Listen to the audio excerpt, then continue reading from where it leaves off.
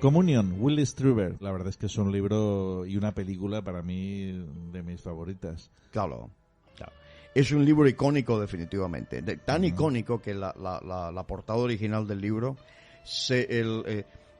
cuando Whitley Strieber quiso hacer la descripción, utilizaron técnicas técnicas de estas policiales, ¿no? Para exactamente llegar a la descripción exacta de lo que tú, en este caso lo que Whitley Strieber, cómo les describía a estos grises, ¿no? Uh-huh.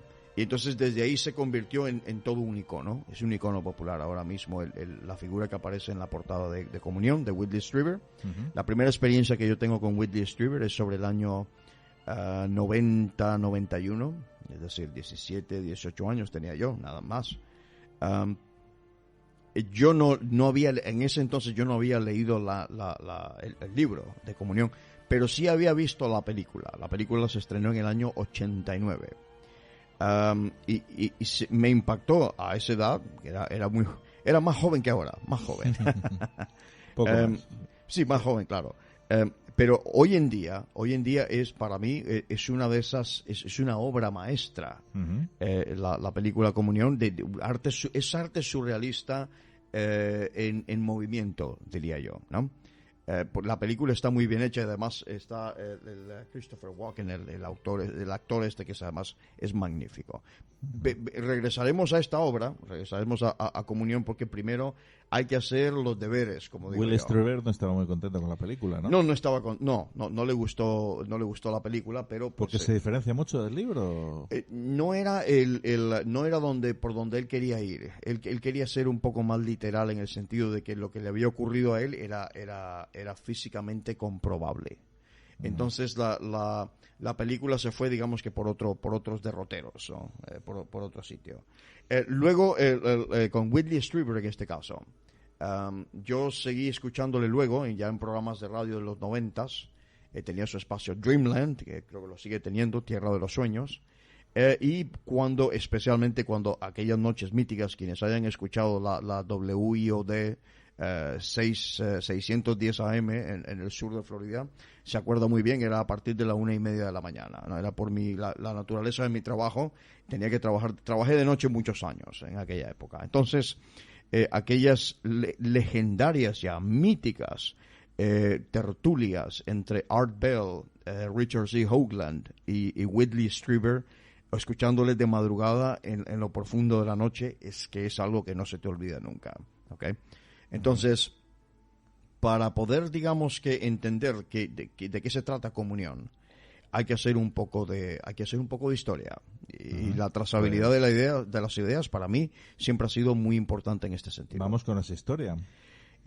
Sí, bueno, pues ¿Cómo se dio todo? ¿Cuál fue el primer gris?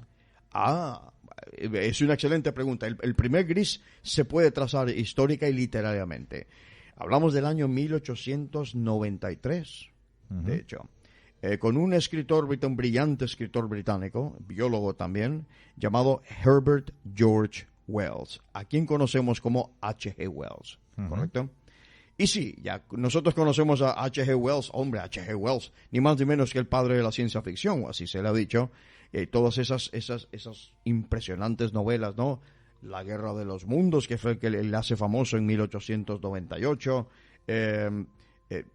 las conocemos todas ellas. No obstante, en 1893 él es un escritor, y digamos que en el buen estilo británico, es un escritor satírico he dicho, ¿ok?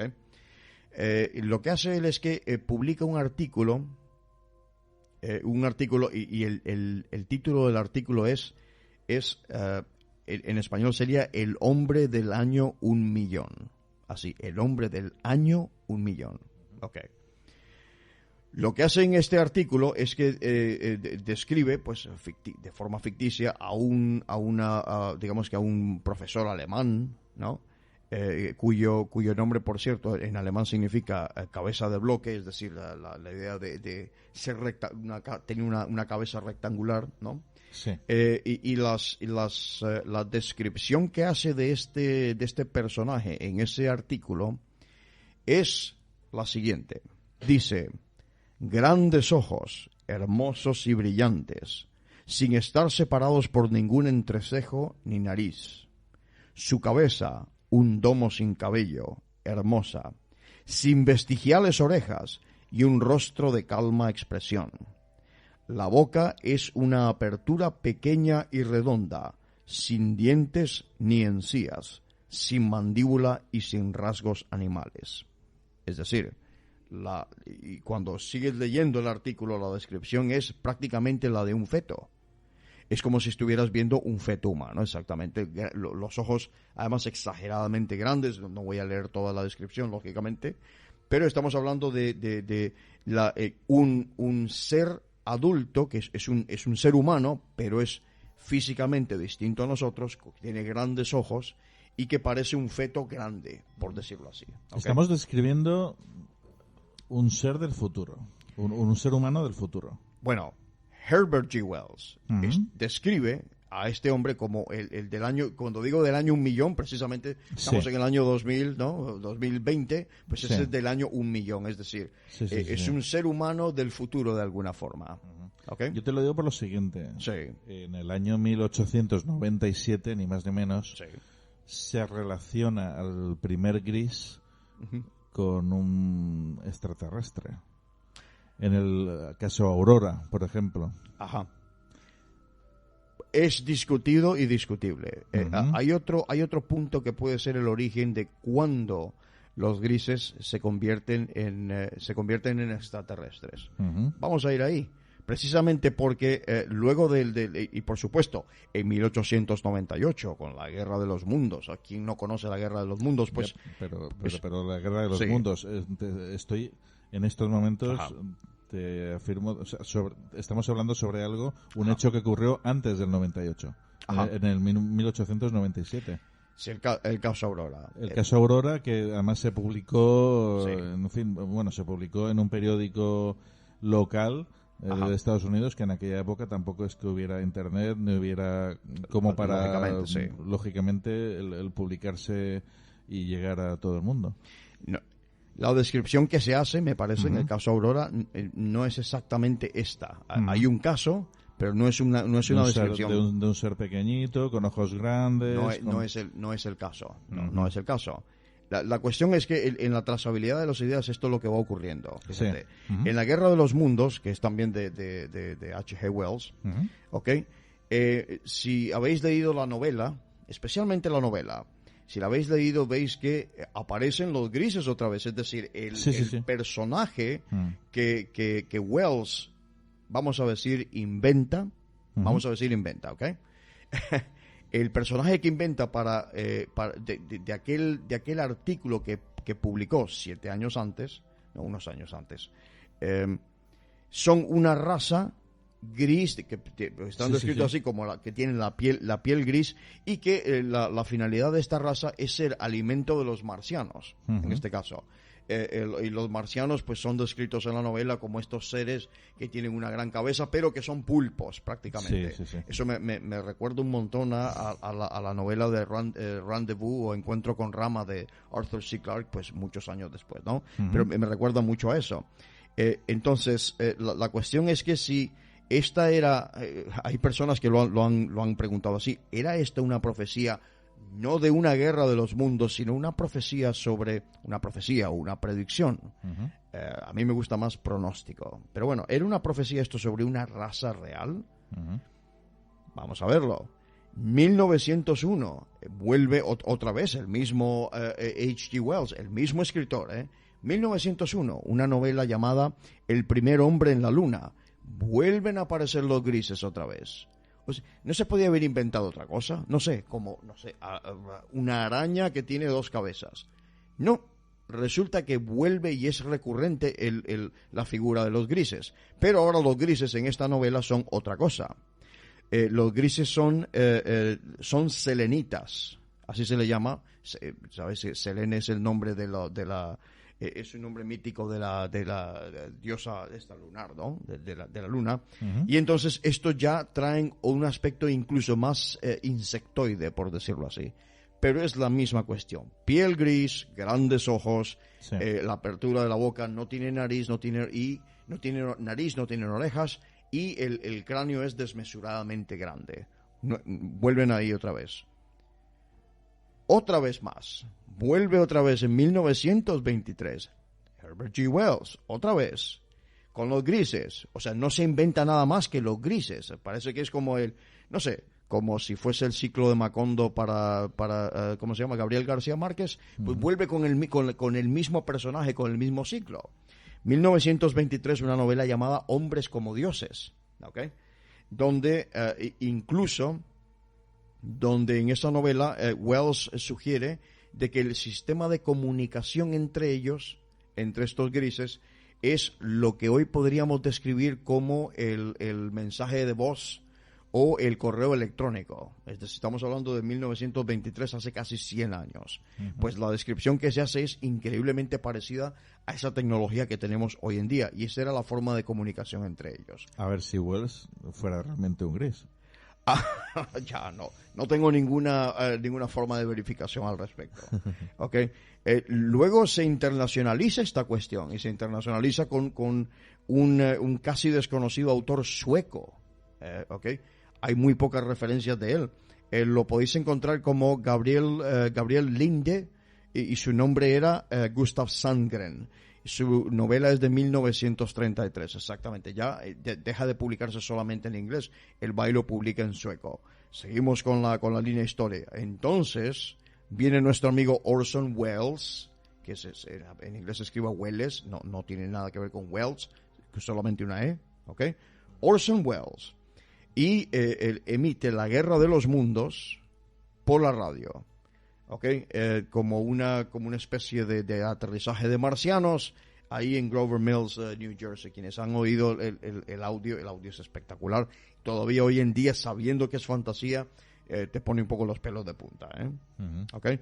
Ese es este caso donde aparecen los grises, ni más ni menos que en 1947. Mucha gente se alarmó realmente, ¿no?, al escuchar. Sí, hubo 1 millón de personas. Para la época se establece 1 millón de personas aproximadamente salen a la calle a buscar claro, exactamente. Es decir, un evento de estos lo que hace es que imprime en la psique social, vamos a decir, en la mente colectiva, vamos a decirlo de esa forma. Vamos a decir, muy junguiano eso.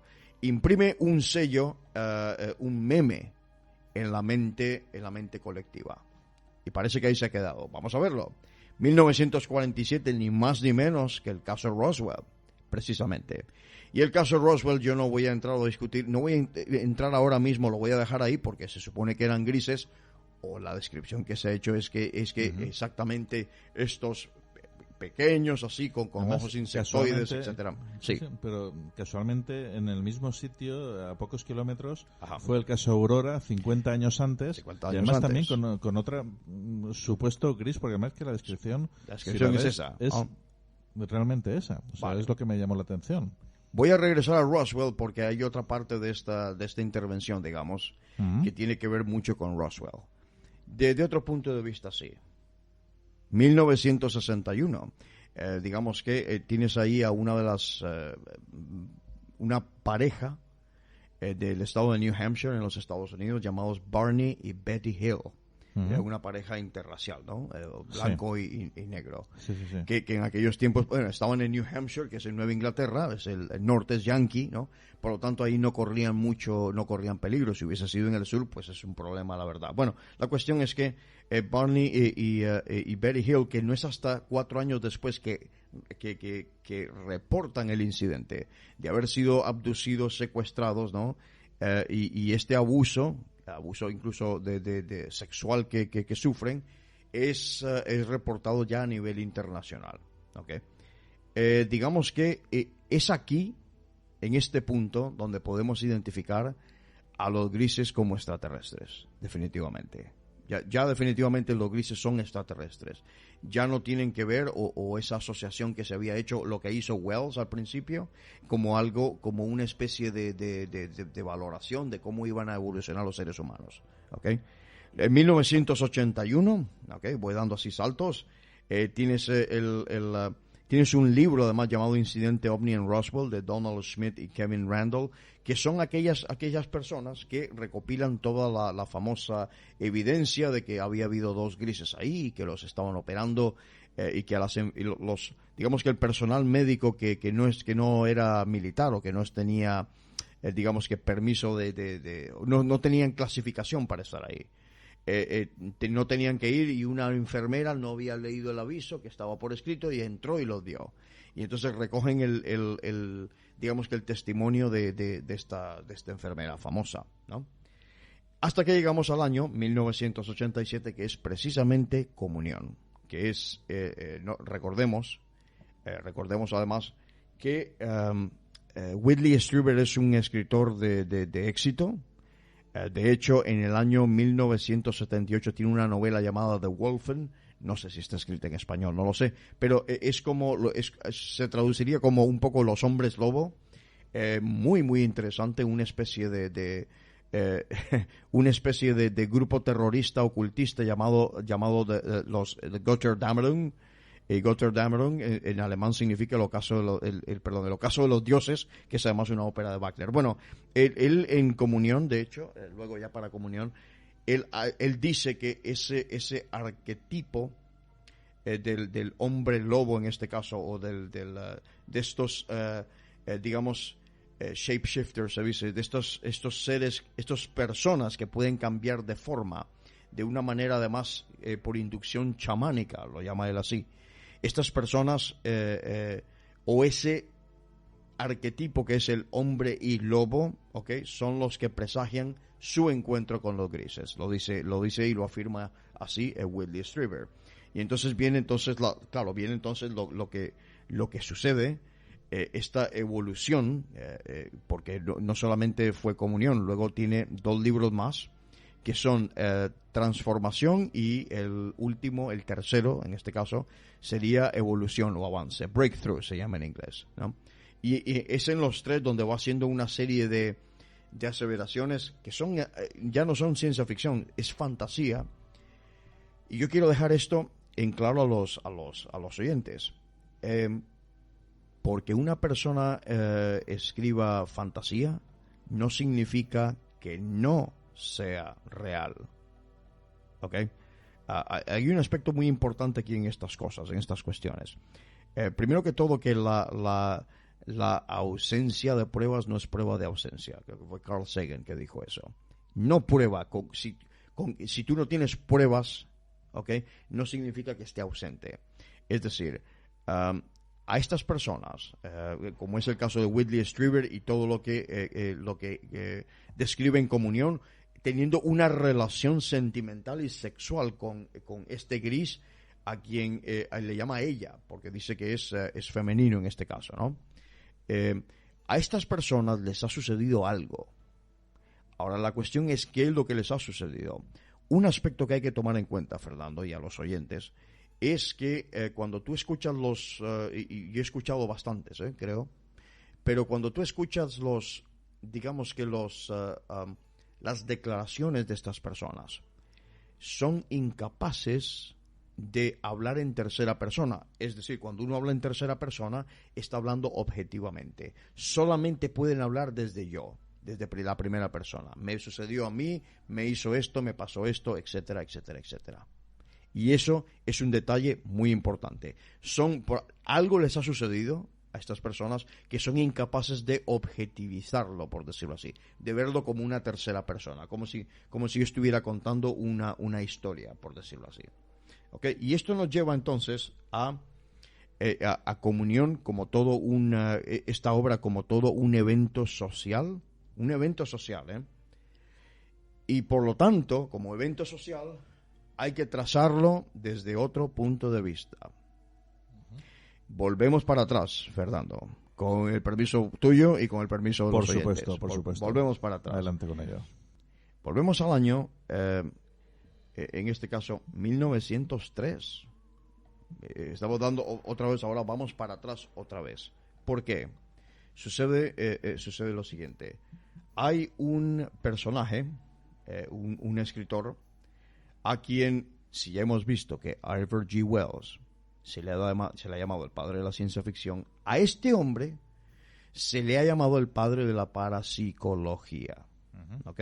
Ni más ni menos. Su nombre hablamos de Frederick W. H. Myers, así se llama. ¿Ok? Y se ha dicho que él es el padre de la parapsicología. Y no solamente de la parapsicología, sino también uno de los, esto dicho por psicólogos, uno de los digamos que de los precursores de lo que puede llamarse perfectamente hoy en día psicología directamente, ¿ok? A través de sus estudios de todo lo que pues aparentemente no es perceptible. Él escribe un libro, ¿ok?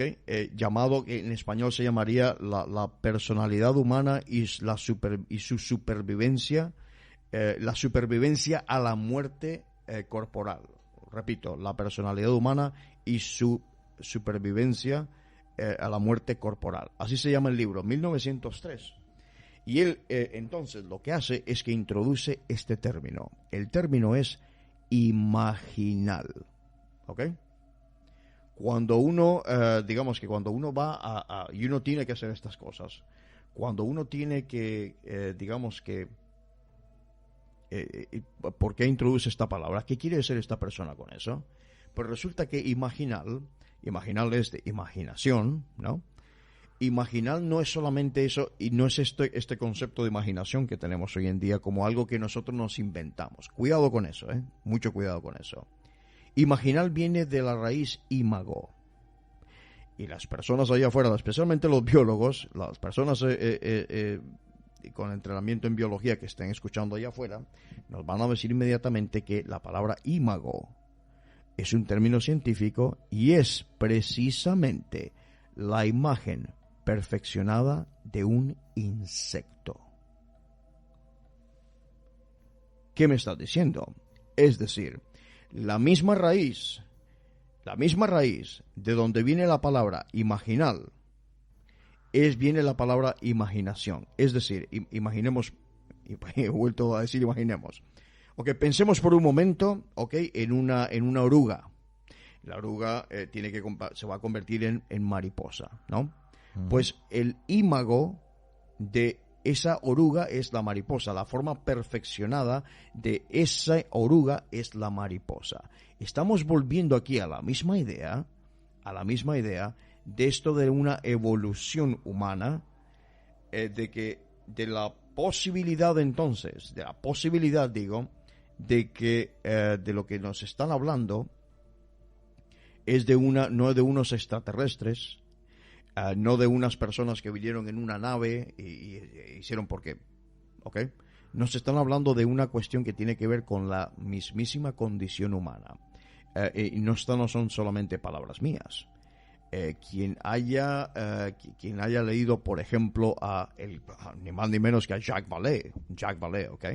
Quien haya leído a Jacques Vallée, especialmente un libro llamado, creo que en español se llama Pasaportes de Magonia, Passports of Magonia, okay, se da cuenta de que ahí presenta un caso y hace una serie de preguntas, Jacques Vallée, de que es ridículo pensar que unas extraterrestres van a venir en una nave de X lugar del cosmos aquí a extraer ADN de una persona y estar haciendo experimentos. Es ridículo. Lo único que tienen que hacer es pillar al primero caminante por la montaña y ya tienen todo el ADN del mundo para duplicar, para estudiar, para lo que les dé la gana. Sin embargo, el tema de la abducción, que es al fin y al cabo de lo que estamos hablando aquí, debido a comunión, el tema de la abducción sigue repitiéndose este patrón de que me atraparon, me llevaron a un sitio, me inyectaron esto, me sacaron esto, me introdujeron,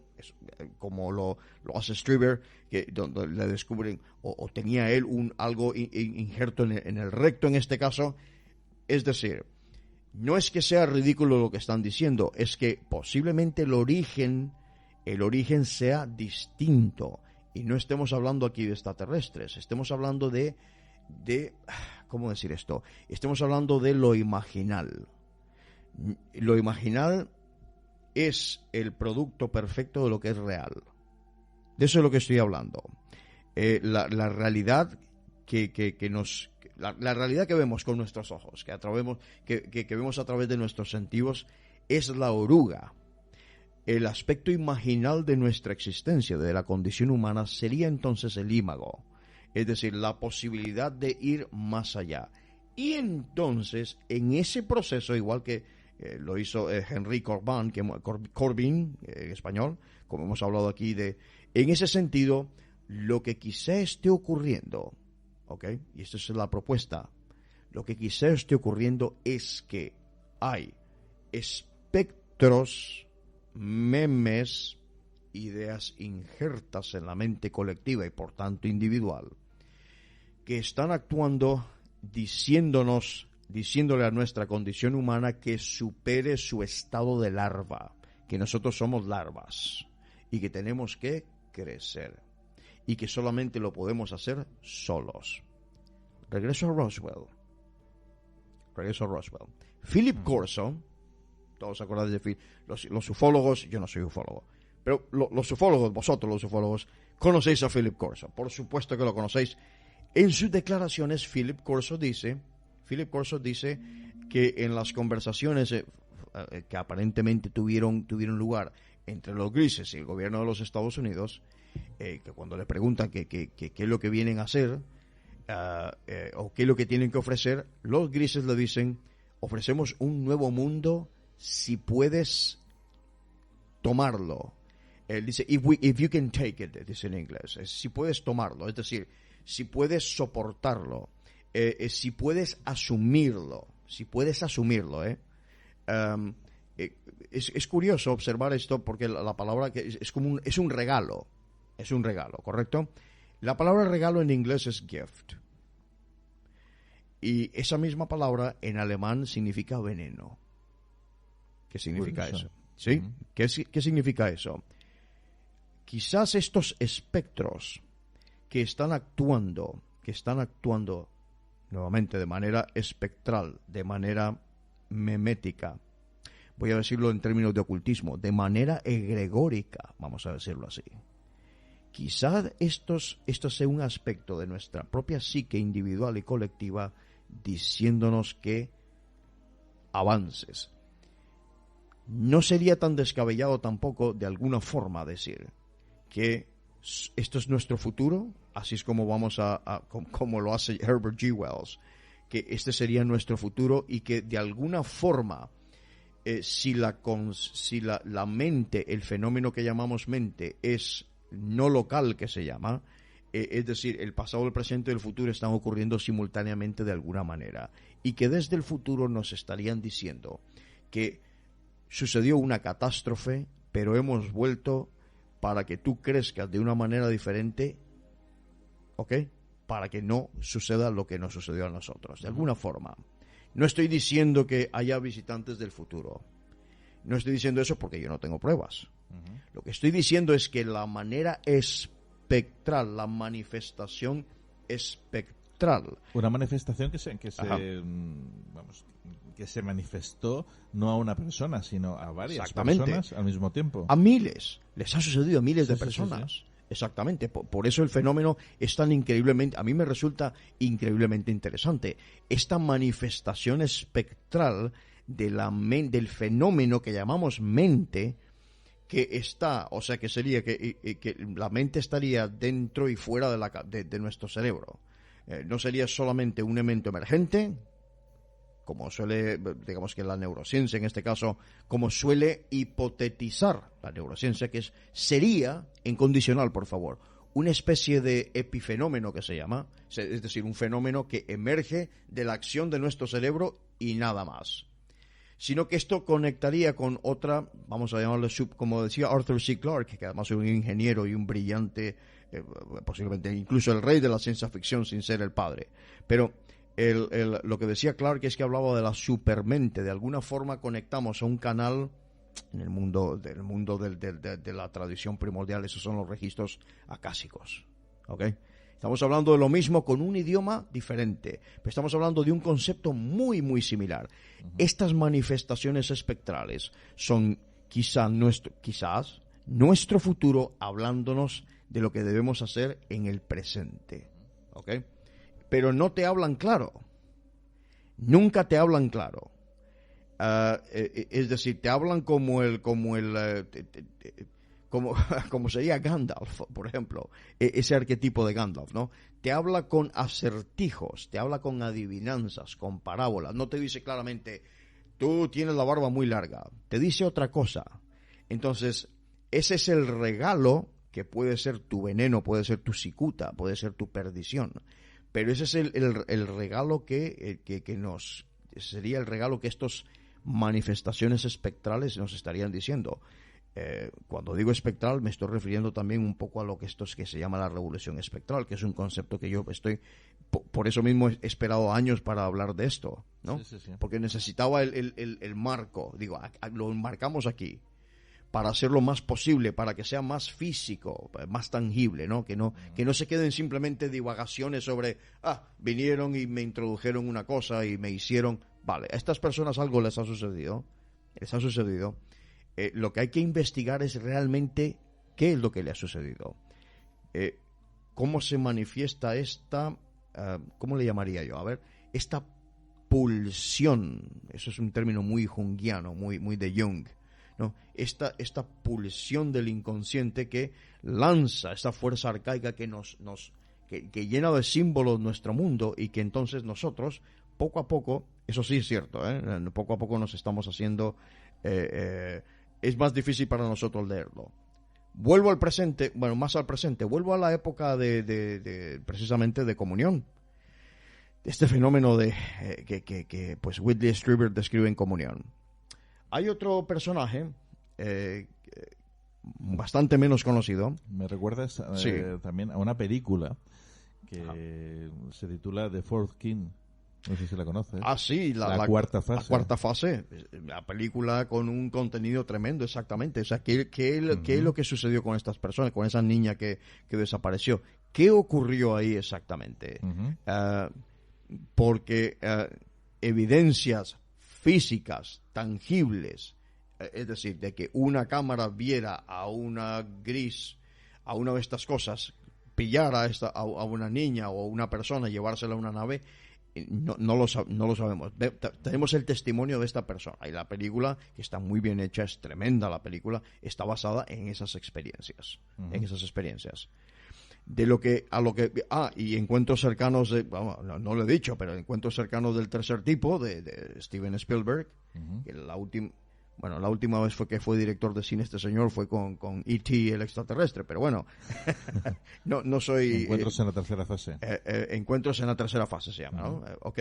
Pues ahí tiene la figura de los grises, etcétera, la Jerusalén celeste elevándose por los cielos. Esos otro tipo de símbolos, no vamos a hablar de eso ahora. Para el año 87, y digamos que más para acá, hay un pintor estadounidense que se llama David Huggins. Casi nadie lo conoce, ¿ok? David Huggins, pues, agarra y empieza a hablar de que, precisamente de que él ha tenido encuentros con cientos de grises, encuentros sexuales además, con cientos de grises, ¿vale? Y lo que hace él es que empieza a pintar. En vez de hacer una novela como Whitley Strieber, él empieza a pintar. Y cuando uno ve, es curioso esto, porque cuando uno ve las pinturas te das cuenta de un detalle. Todas son mujeres, bueno, lógicamente, ¿no? Todas son mujeres, y todos llevan una especie de máscara. Qué curioso que máscara, la palabra máscara es precisamente la traducción de persona. O sea, la palabra máscara, perdón, al revés, la palabra persona significa en realidad una máscara. Es exactamente lo que vemos en una de las míticas secuencias de la película Comunión en 1989, cuando a Whitley Strieber los grises le llevan no se sabe realmente si es una nave o a dónde le llevan, y hay una escena mítica, absolutamente magistral, donde vemos que él se pone una de estas máscaras. ¿Ok? Cuando vemos eso, el simbolismo es tremendo, porque de lo que estamos hablando es de esto precisamente, de una manifestación espectral. Vosotros no sois otra persona, vosotros sois nosotros. Entonces, la máscara, tu rostro en realidad es el mío. Y se ve entonces cuando se pone la máscara y se le ve, se ve en la parte de atrás cuando los ojos suyos como, ¿no? Se le reflejan los ojos. Es absolutamente magistral. Magistral lo que ocurre en la película. Uh-huh. Hace unos años, recuerdo que estuvimos hablando tú y yo acerca de cuál sería la evolución humana, de cómo evolucionaríamos. Ajá. Y lo cerca que estaremos de convertirnos en grises. Bueno, si nos ponemos a considerar, digamos que si vemos nuestro cuerpo, por ejemplo, vemos que si es cierto, digo si es cierto, porque es una teoría, si es cierto que nosotros descendemos de un homínido, como sí puede suceder perfectamente, descendemos de un homínido, vemos cómo nos han crecido las extremidades inferiores y las extremidades superiores, los brazos en este caso, pues han disminuido de tamaño porque ya no los utilizamos para desplazarnos, ¿no? Uh-huh. ¿Ok? Cómo ha cambiado la fisionomía. Y lógicamente con la falta, vamos a decirlo así, con la falta de uso, la fisionomía cambia. Por ejemplo, si nos miramos los pies, ¿ok? Esto le llamo yo una pregunta de ducha. Me estoy duchando, estoy mirándome los pies. ¿Para qué sirve el dedo meñique? Pues casi para nada. ¿Ok? Es decir, el dedo meñique era otra cosa hace, no sé, miles de años, era otra cosa. ¿Ok? Y porque ha dejado de tener esa función, pues el dedo meñique ahora es como es, por ejemplo, o el dedo, o el pulgar de los pies, en este caso. Ya no es aquella forma que tenía como una mano, como si fuera un chimpancé, ya no es así, ya no sirve para agarrar cosas en este caso, sirve para solamente caminar y para apoyar el peso del cuerpo. ¿Qué es lo que ha pasado con nuestros cráneos en este caso? Nuestros cráneos han ido creciendo. Y esto no es por nada, pero la ingesta de proteínas animales, es decir, de carne roja, tiene mucho que ver con eso. Nuestro cráneo ha ido creciendo y por lo tanto la masa del cerebro ha ido creciendo y por lo tanto pasamos de tener la médula a tener un córtex, como son los de reptil, pasamos a mamífero y de mamífero pasamos a Homo sapiens. Es decir, tienes 3 capas del cerebro. No tendríamos 3 capas del cerebro si nuestro cráneo no hubiese evolucionado. Entonces, lo que está sucediendo es lo que tiene que suceder, es decir, que partes de nuestro cuerpo que no utilizamos, no utilizaremos los oídos. Por ejemplo, si nos vemos ahora mismo, estamos utilizando nuestros ojos para todo, por lo tanto nuestros ojos tendrán que mejorar porque estamos con las pantallas. Mira a los niños pequeños, estamos con las pantallas todo el día, pues los ojos tendrán que evolucionar precisamente por ese objeto de la supervivencia, de la necesidad. ¿Tendremos que tener dedos más largos para poder digitar más rápidamente? Ok. Tendremos que tener cráneos más grandes precisamente porque ya se está hablando ahora mismo de las interfaces cerebro-máquina también. Es decir, una capacidad mental tal que sea una exactamente. Comunicación pura mental, sin necesidad. Exactamente, y esto es uno de los atributos además. Sin necesidad de hablar ni de... sin necesidad de hablar, exactamente. Sí. Eso es uno de los atributos que se supone que tienen el fenómeno este de los grises, que no les hace falta articular palabras como nosotros, no tienen barba, no tienen vello, es decir, nosotros éramos bastante más peludos antes, especialmente los varones, ¿no? Porque salíamos a cazar. Ya ves que vamos teniendo, hay personas incluso en el planeta, digamos que grupos étnicos en el planeta que solamente tienen, digamos que el vello en los genitales y en la cabeza nada más, sin barba siquiera. En ningún otro sitio tienen vello, es decir, ha habido un proceso de evolución ahí en que el medio ambiente ha tenido que ver. Ahora lo que pasa es que nosotros incidimos inmediatamente y directamente en nuestra propia evolución. Eso es lo que está sucediendo. Esa es la cuestión del concepto de imaginal, al que nos remite, además que lo menciona y lo dice Whitley Strieber en su libro Comunión, el aspecto imaginal, es decir, nosotros somos una larva y estos espectros que además son tremendamente prometeicos y atlánticos. Hemos hablado de esto antes en el programa, porque lo que nos están diciendo con ese regalo, que es también un veneno, nos están diciendo debes tener de alguna forma, la perseverancia de Atlas y la audacia de Prometeo. Si eres capaz de robártelo, si eres capaz de soportar esa antorcha en tu mano, te la llevas. Si no, la tienes que soltar. Solo Frank Escandel es capaz de meternos a ese Prometeo, ni más ni menos que en comunión. Pero si es que efectivamente lo que está sucediendo es esto, son arquetipos. Y los arquetipos no son verdades absolutas. Jung, en el caso de los arquetipos, Jung convierte a los arquetipos en herramientas. Y estas manifestaciones espectrales deberían ser herramientas, no verdades en sí mismas. Y ese es el problema que yo veo, o que yo he venido viendo a través de los años, a la hora de reportar abducciones extraterrestres. Se ven como verdades absolutas y no como herramientas. ¿Ok? Esto, no sé, yo nunca he sido abducido, que yo sepa, pero ¿a usted por qué le ha pasado esto? ¿Cómo ha cambiado tu vida? ¿Estás bien? ¿Estás mal? ¿Cuál ha sido tu impacto? ¿Ha sido un regalo o ha sido veneno? ¿Vas a evolucionar o no vas a evolucionar? ¿Me entiendes? Entonces, hay que ser bastante más pragmático en este sentido, y más didáctico también, y estamos fallando al respecto. Entonces, Fernando y los oyentes, por supuesto, vamos recapitulando, digamos. Entonces habrá gente ahí que diga, ¿pero existen o no existen? Sí existen. Ahora, ¿qué son? Bien, pues entonces los grises, la propuesta, que yo no es una verdad absoluta, es una propuesta, como he dicho al principio. Frank Escandel propone de que son manifestaciones espectrales o ideas con vida propia, por decirlo de alguna forma, o memes que se llaman. ¿Ok? ¿Que provienen de dónde? Que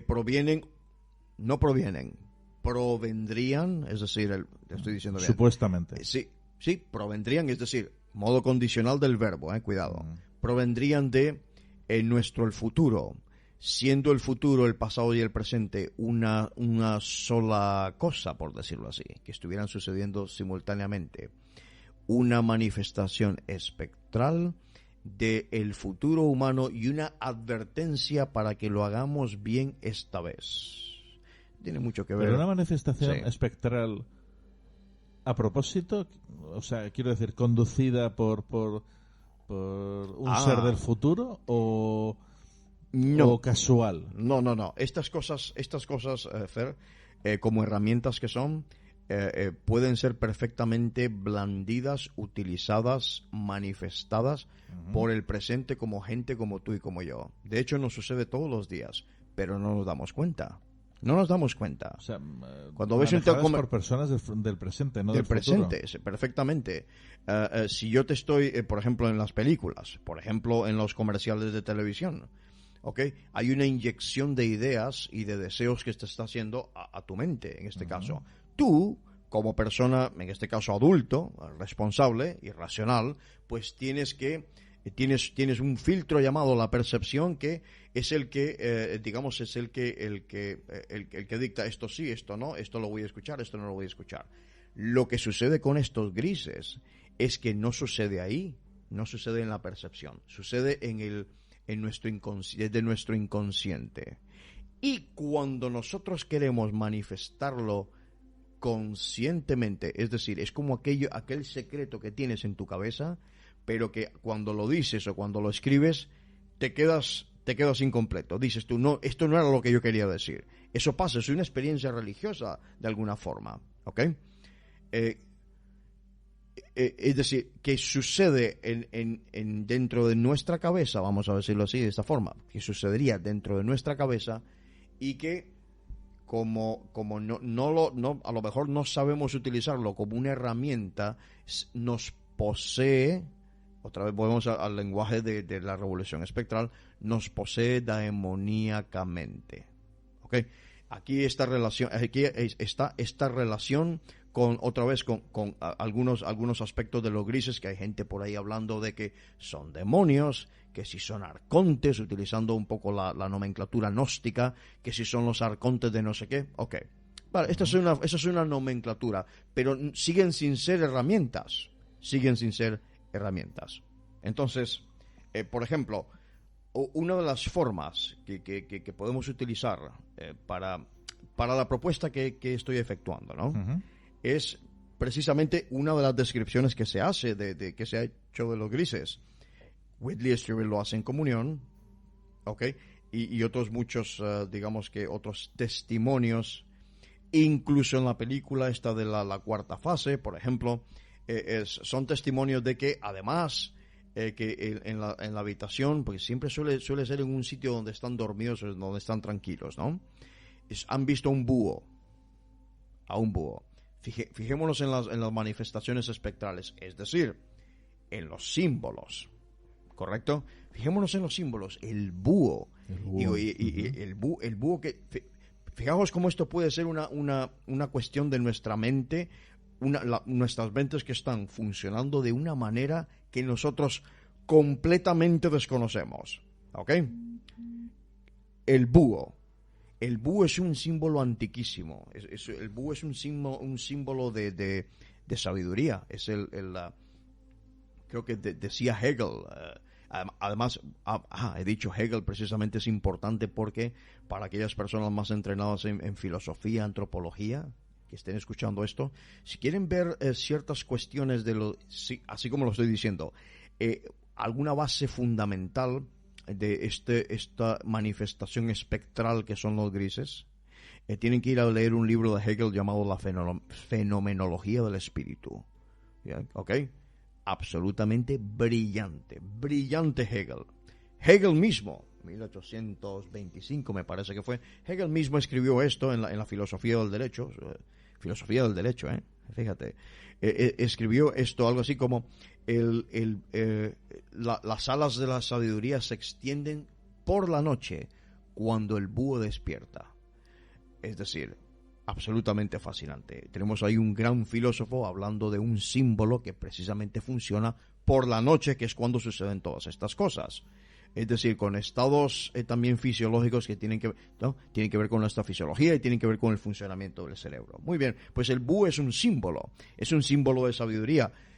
Es un símbolo que, por ejemplo, es el símbolo por excelencia de los famosos Illuminati de Baviera, por ejemplo, ¿no? No tiene nada que ver este tema con los Illuminati, por favor. Alguien por ahí saldrá corriendo. No, por favor, no tiene nada que ver con los Illuminati, los grises, ¿ok? Otro día hablaremos de los otro día Illuminati. no, yo tampoco, no tiene nada que ver con eso. Es decir, el empleo del búho como símbolo en este caso, como aquella rapaz que puede ver en la oscuridad, ¿no? Y que el ave de Atena, que después es de Minerva, que es como lo usa Minerval, que es como lo usa los Illuminati de Baviera en este caso. El búho se relaciona, y esto va a ser muy interesante, porque el búho también se relaciona con un personaje que no es de la tradición grecorromana, pero es de la tradición más semítica en este caso. Su nombre es Lilith. Lilith, si recordamos, Lilith o aparentemente se dice en el Talmud, que es de la traducción oral judía, Lilith se dice que fue la primera esposa de Adán, y que era rebelde, ¿no? Muy rebelde. Era muy rebelde por una serie de cuestiones. Tenía mucho que ver con el sexo, fíjate que curioso, tenía mucho que ver con el sexo esta cuestión, porque ella no quería estar en esa posición de dominancia de Adán en este caso. Sí. ¿Okay? Adán simplemente en arameo significa hombre, Adam, ¿okay? No quería estar así del hombre. Es uno de esos, extrañamente además, se ha convertido en uno de estos símbolos utilizados por el feminismo más radical, sin saber lo que hay en el trasfondo, porque lo que pasa con Lilith tiene que ver con los grises. Digo, Fernando me ha puesto una cara como diciendo, se ha vuelto loco. Vale. No, bueno, lo que te has tomado antes, seguro que... sí, café. Es decir, tiene que ver con este aspecto. Lilith lo que hace es que como símbolo va transformándose, y en la Edad Media todo lo que tenía que ver con los famosos terrores nocturnos, con la parálisis del sueño, esto que cuando te despiertas estás paralizado, que es mucho de lo que le sucede a estas personas que han sido abducidas. Esa parálisis de sueño y ves al búho y no te puedes y no te puedes mover. Muy cierto. ¿Okay? Lilith también tiene que ver con la generación de los íncubos y de los súcubos. Y si los que podáis recordar eso, o podéis ir a buscarlo a internet o una enciclopedia, estos son seres demoníacos de alguna forma, que lo que buscaban era, unos, tener sexo, vamos a decirlo así, virtual, o con una persona, con un hombre que estuviese dormido, o con una mujer que estuviese dormida. Exactamente lo que ocurre con muchos de estos fenómenos de la abducción supuestamente extraterrestre. ¿Qué es lo que está sucediendo aquí? Que estas manifestaciones espectrales tienen tal poder, o tendrían tal poder, porque yo tampoco puedo decir que no hay extraterrestres haciendo esto. Suena ridículo, pero yo no lo puedo afirmar, no tengo evidencia al respecto.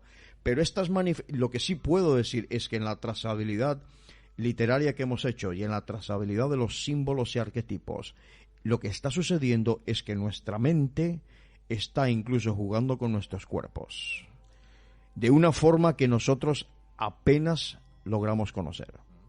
¿Esto lo separamos de un sueño erótico normal o tiene mucho que ver? Eso es una muy buena pregunta y yo tengo que decirlo también. Yo no tengo respuesta para eso. Pero en este caso específico, bueno, los sueños eróticos tenemos todos, a ver, pero en este caso específico es que se trata de figuras que son identificables, como es el búho, que está relacionado precisamente por eso de los ojos, ¿no? Con esto de los grises, y esto de los grises con abducciones y que se lo llevan a naves, o que ocurren ahí cuestiones eróticas y o sexuales, nada más, y que si experimentos y que todo eso. A ver, pongámonos a pensar por un momento, si esto fuese real desde el punto de vista físico y circunstancial, ¿ok? Si esto fuese real, pues ¿qué clase de extraterrestres son esos? Pero ¿cuántos exámenes tienes que llevar tú a cabo? ¿A cuántas personas tienes tú que probar? Si para el ADN necesitas solamente una persona una vez y ya está. Es decir, a ver, pensémoslo de esta forma.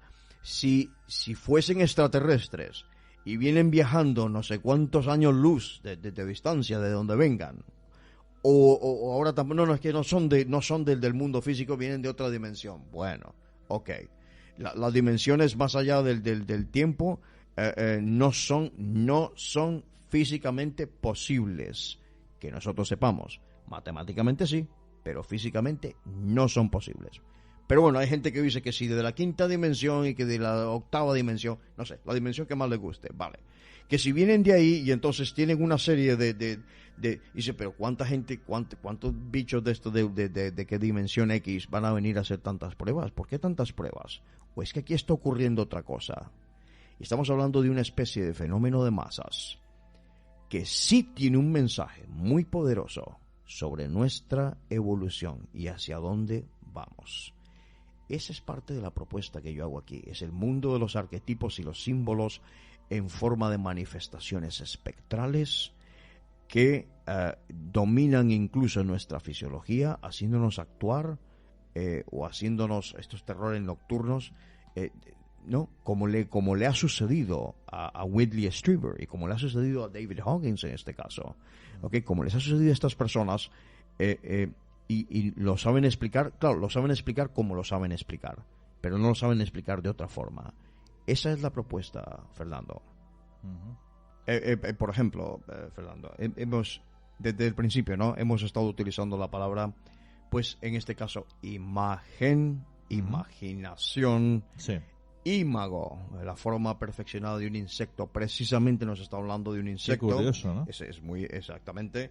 Y aquí hay más, pero no tengo pruebas, no soy un filólogo, pero aquí hay más, no lo voy a decir ahora, pero hay más, digamos que, preguntas etimológicas que yo haría, que no lo voy a mencionar.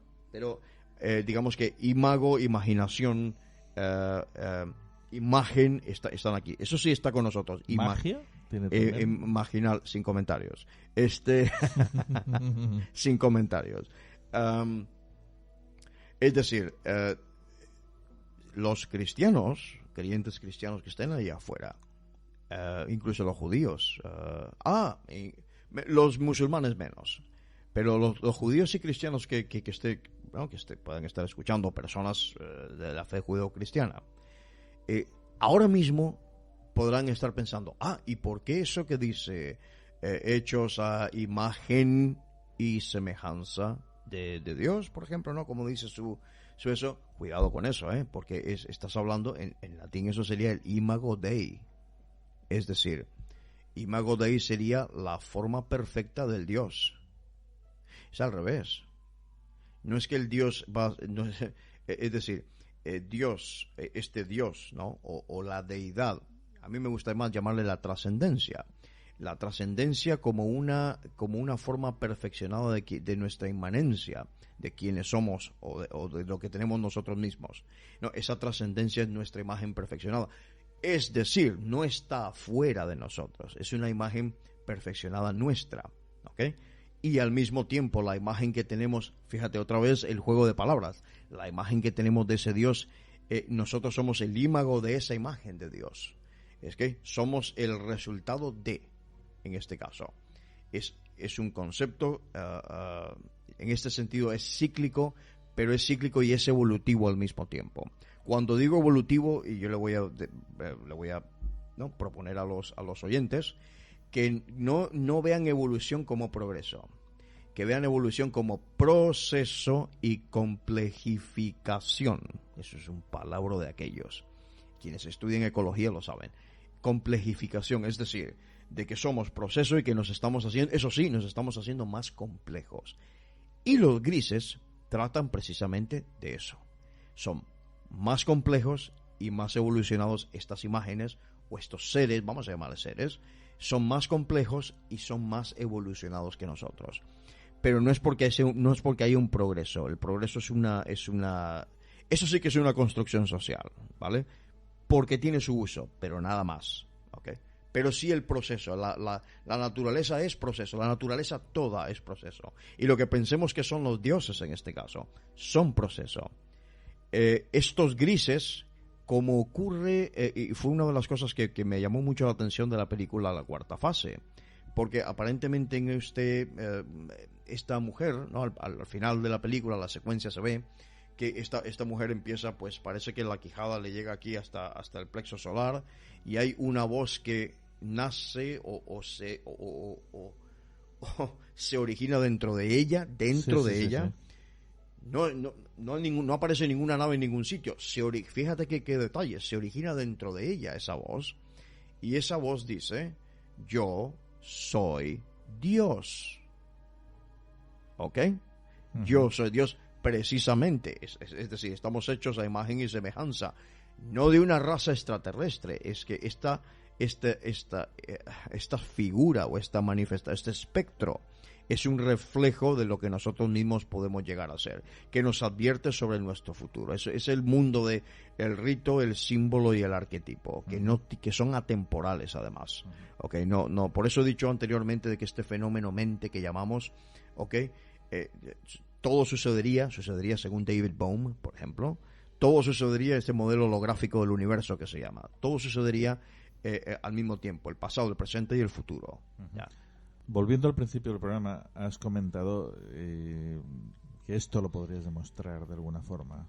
Sí, claro, la trazabilidad primero que todo la literatura en este caso, uh-huh. Se puede ir a verificar, y en los símbolos, quien tenga por ejemplo una enciclopedia de símbolos y quiera pausar cada vez que se menciona aquí un símbolo o un arquetipo, pausar, o incluso la misma palabra imaginación, imaginal, símbolo, arquetipo, que vaya a esto es comprobable, es decir, que vaya y que saque sus propias conclusiones, por supuesto, que pueden ser totalmente, no una respuesta, pero sí otra propuesta opuesta, pero no, perfectamente bien, no pasa nada, pero que sea demostrable, eso sí.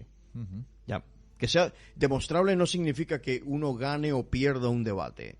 Demostrable, en mi caso, significa que tenga un impacto real en la vida de una persona o de unas personas. Eso es más importante que uno gane o pierda un debate.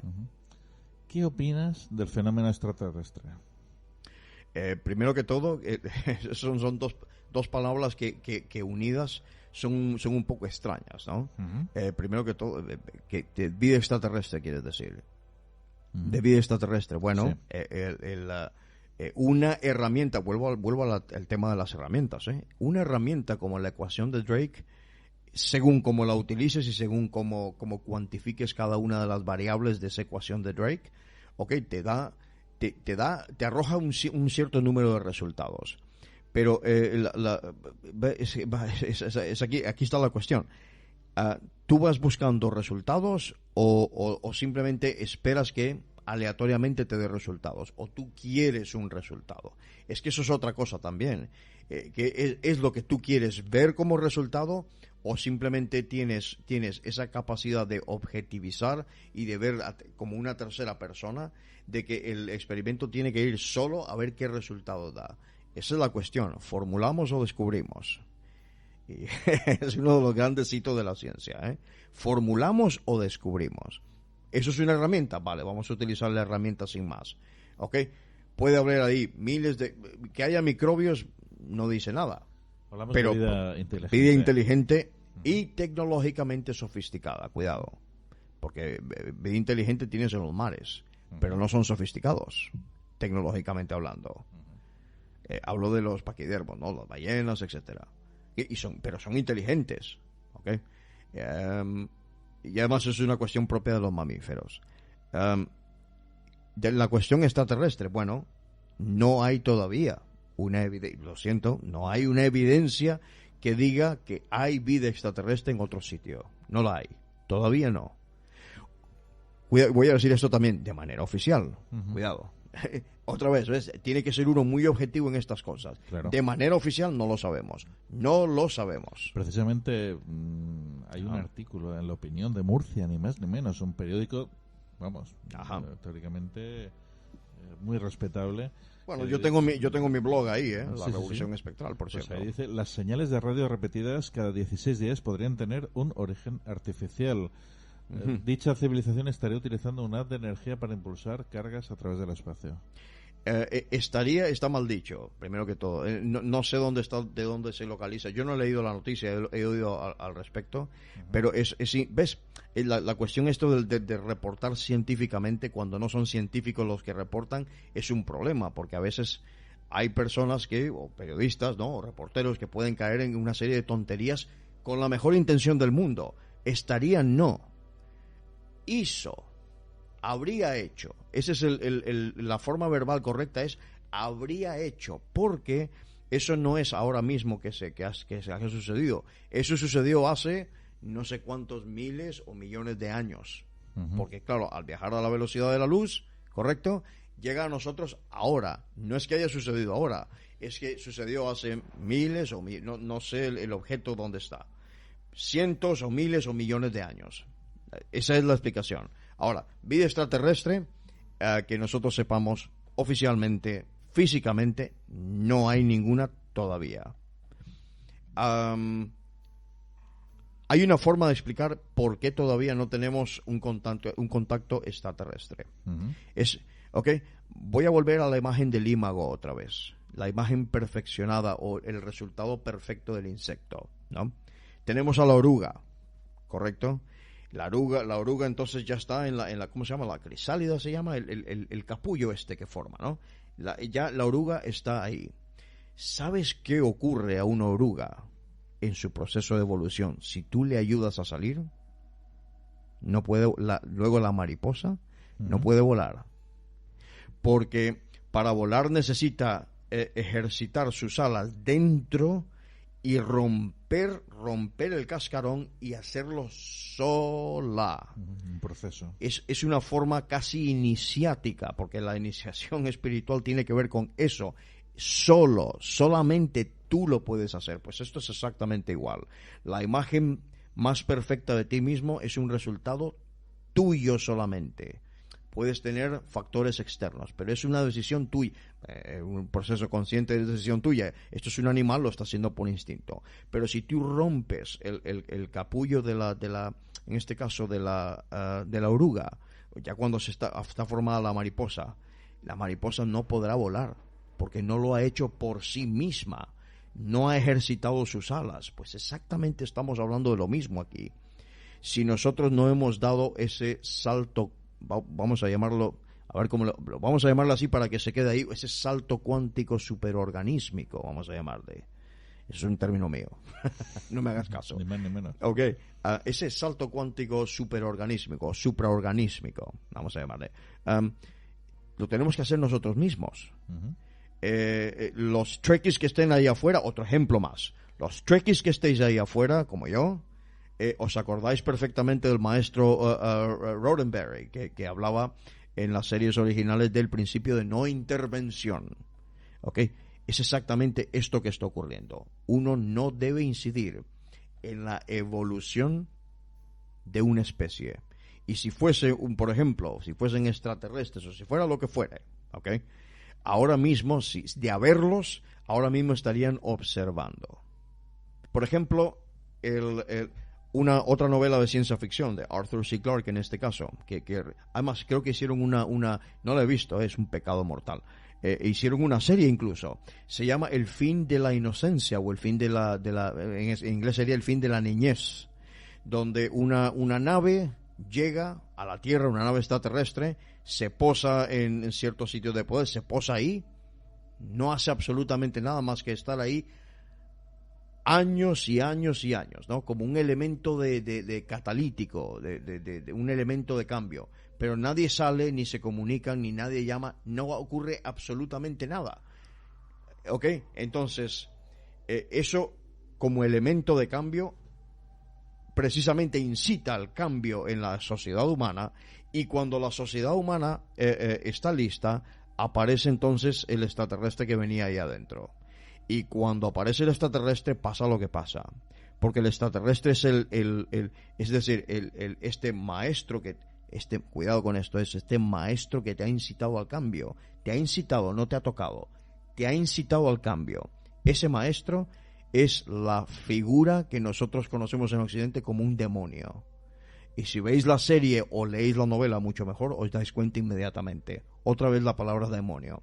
Es decir, cuando hablamos de demonio, cuando yo estoy hablando de demonio, hablamos de ingenio, hablamos de ímago, hablamos de imagen. ¿Y por qué no hablamos de magisterio? Uh-huh. Volviendo otra vez a lo científico. Sí.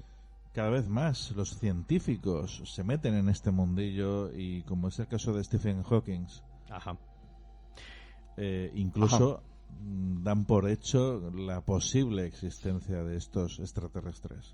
Lo que pasa con esa serie de afirmaciones, Fer, es precisamente lo que hace es incitar a la conversación. Uh-huh. Claro, incitar más que todo la teoría de la conspiración. Claro, como es un miembro del... Yo he oído estas cosas, cuidado, yo las he visto publicadas. Como es miembro del club de no sé qué, del Illuminati de no sé qué cosa, pues él sabe un secreto, pero no nos quiere decir. No, resulta que no es esa. La manipulación social ocurre precisamente por incitarte a algo que no existe. Te voy a decir que tengo un secreto, pero no tengo ningún secreto, pero te voy a convencer de que lo tengo. Dice un dicho que el mejor mentiroso que existe es aquel que de hecho, el mejor mentiroso que existe es aquel que te convence que no puede mentirte.